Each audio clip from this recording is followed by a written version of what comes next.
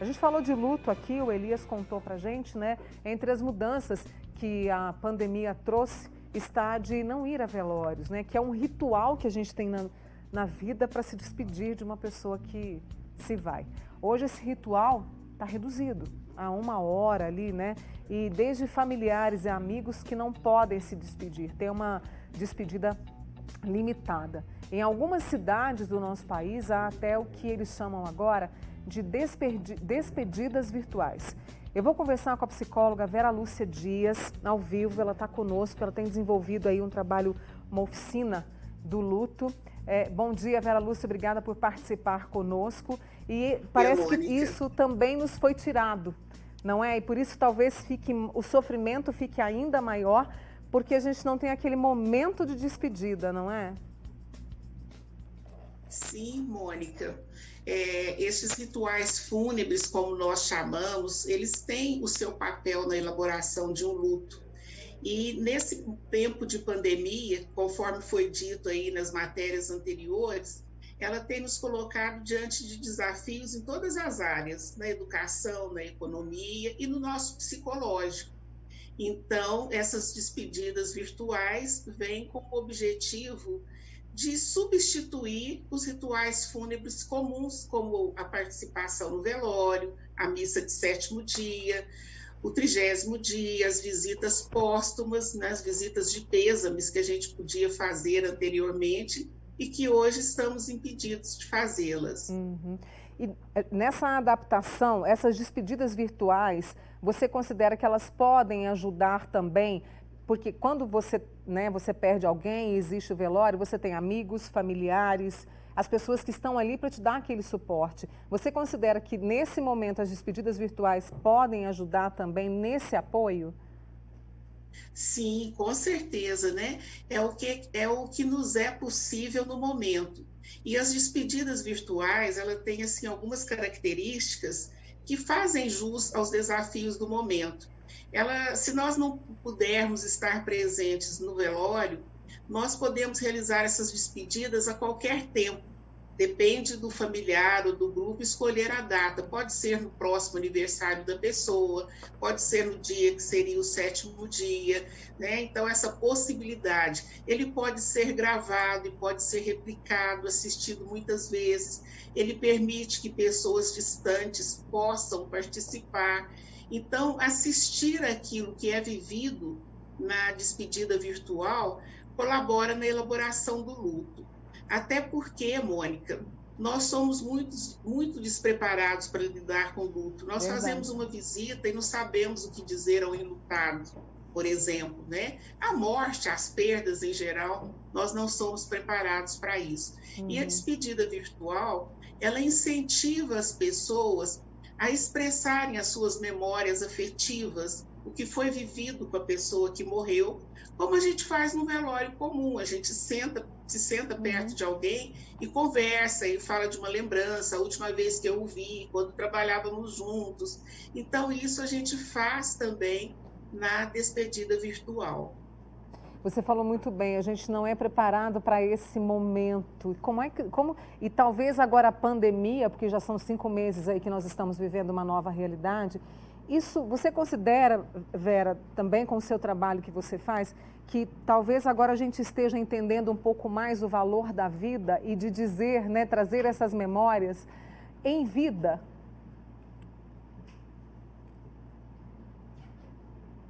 Com certeza, né? Quem nunca havia pensado em finitude, na sua própria finitude, e também dos seus familiares, das pessoas queridas, nesse momento tem que pensar. E nós, tanatólogos, né, os estudiosos da ciência que estudam a morte e o morrer, nós não fazemos esse estudo simplesmente para pensar na morte, mas simplesmente para pensar na vida, para dar mais qualidade, mais volume, para que trabalhemos mais na expressão dos nossos sentimentos em relação às pessoas queridas. Então, tudo tem o seu lado positivo, né? Eu diria que o que nós estamos enfrentando nessa pandemia, apesar dos medos que todos vivemos, dos fantasmas, ela nos permite também isso, cair a ficha, como se diz popularmente, de que nós podemos morrer. né? Então, a pandemia traz a morte pelo coronavírus. Mas, independente dela, a única condição para que morramos é que estejamos vivos, né? E a pandemia ressalta isso.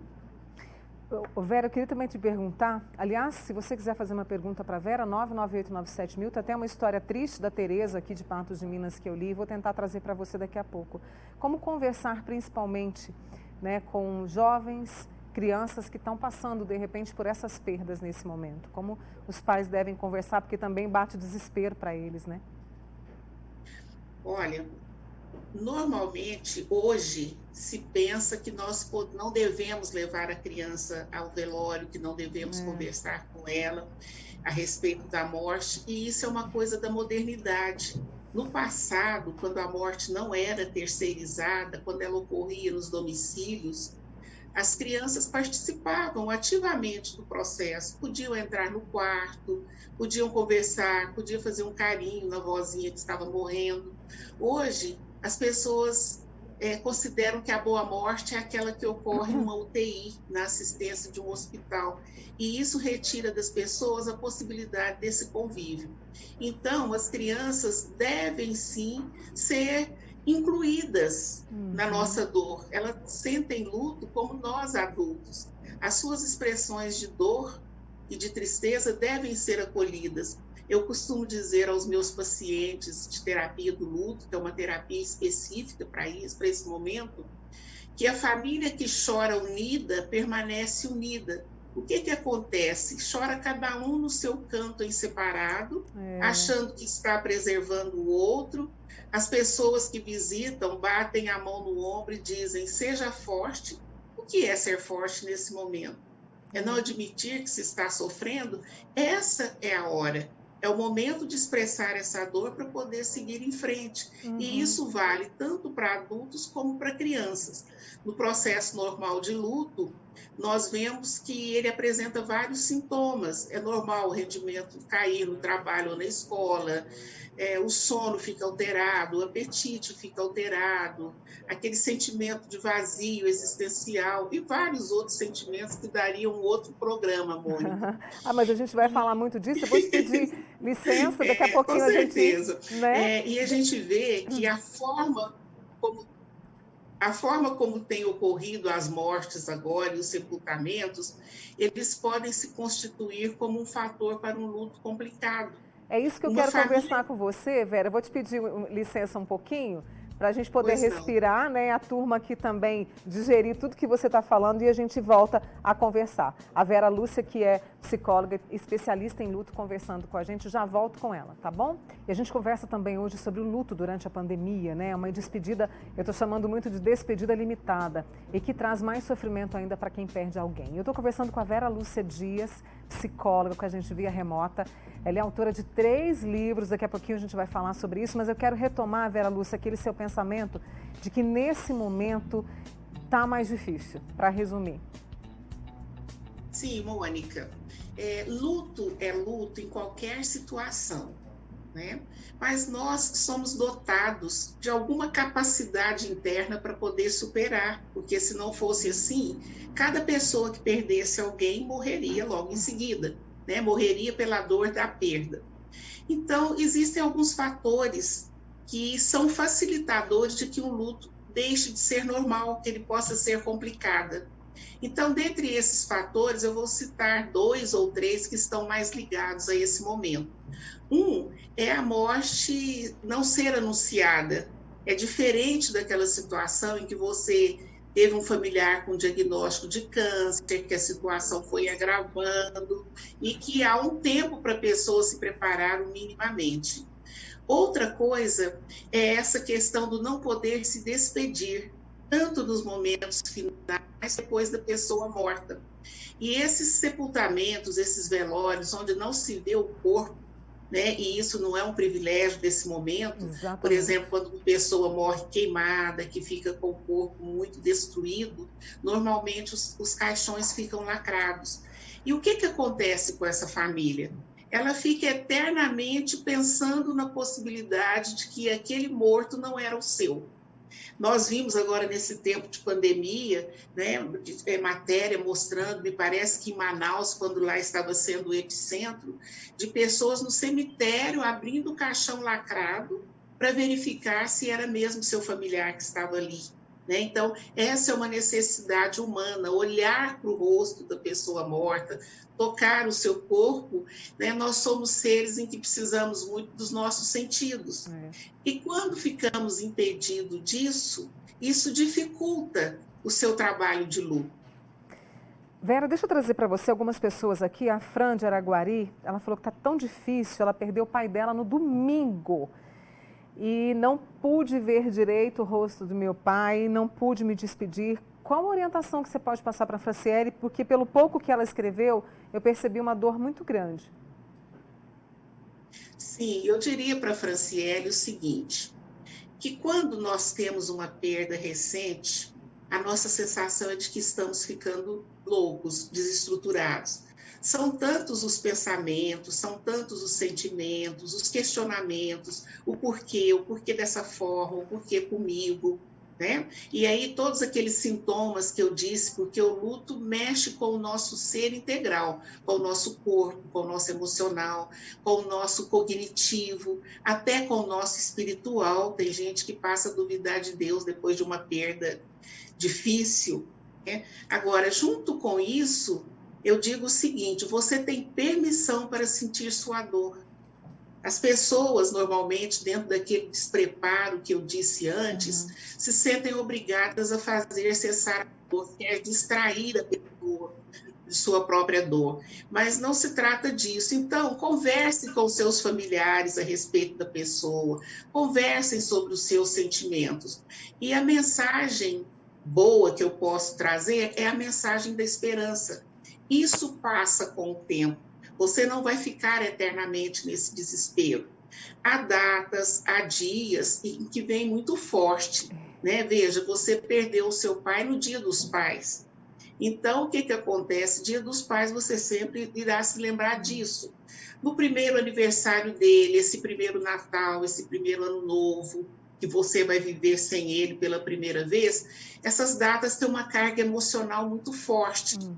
Mas o tempo faz o trabalho dele de aceitação e de fechamento do seu luto. Agora, a saudade vai existir sempre. No início é uma saudade doída, mas depois fica uma saudade gostosa, né? Ficam as lembranças boas, que é o que fica realmente da nossa vida. É o que nós deixamos. Nós saímos da visão das pessoas quando morremos e entramos no seu coração e na sua memória. Então, é nesse lugar que o seu pai vai ficar agora. A Nina, lá de Araxá, o sobrinho de 4 anos, sempre espera que o avô que faleceu há 1 ano voltar para casa. Como fazê-lo entender isso, que ele não vai voltar? Que ele vai estar no coração, como você disse aí, né? Em relação às crianças, a gente cria metáforas tipo assim, vovô virou uma estrelinha, vovô está dormindo, vovô foi viajar, que alimenta essa esperança do vovô voltar. Então, quando se conversa com ela, olha, o vovô não vai voltar mais. Vamos fazer um desenho de despedida para o vovô, por exemplo? Vamos fazer uma caixinha de memórias do vovô? Vamos organizar as fotografias do nosso vovô? Né? Inclusive, esse é um dos recursos que eu uso na terapia do luto, fazer uma caixa de memórias ou um álbum de memórias. Né? Eu sempre peço para o paciente o seguinte, vamos refazer a história desse seu familiar. Comece das fotos mais antigas até a atual. Isso é muito terapêutico, Mônica, porque enquanto se faz isso com uma criança, vai se recordando, né? Pega-se uma foto e diz, olha, nesse dia estávamos em tal lugar, vivemos isso, de preferência encerrando com algo que lembre o final. A estampinha da missa de 7º dia, por exemplo, porque isso delimita essa vida física da pessoa, do início ao fim. Mas converse com a criança a verdade. A verdade, né? E trazer os seus sentimentos, assim, não sufocá-los. Vera, eu quero muito voltar a conversar com você sobre isso. Foi uma conversa muito boa, a turma aqui gostou bastante. Eu acho que é importante a gente trazer esse tema sempre. Muito obrigada, viu, Vera? Ô, Mônica, é sempre um prazer para mim falar sobre isso, né? Quando a gente escolhe um tema de estudo, é como se você estivesse escolhendo um companheiro para resto de vida. E a gente gosta de falar sobre quem a gente gosta, né? Então, estou à disposição sempre que você precisar. Muito obrigada. Vera Lúcia, né, com a gente aqui, psicóloga, especialista em luto, com certeza vai voltar. Obrigada, tá? E um abraço a todos vocês também que participaram. Tereza, desejo o melhor aí para os pais da sua sobrinha, para você também, nesse momento tão difícil, viu? E a todos que desabafaram um bocadinho aqui, depois eu vou ler com mais atenção ainda que você merece, tá?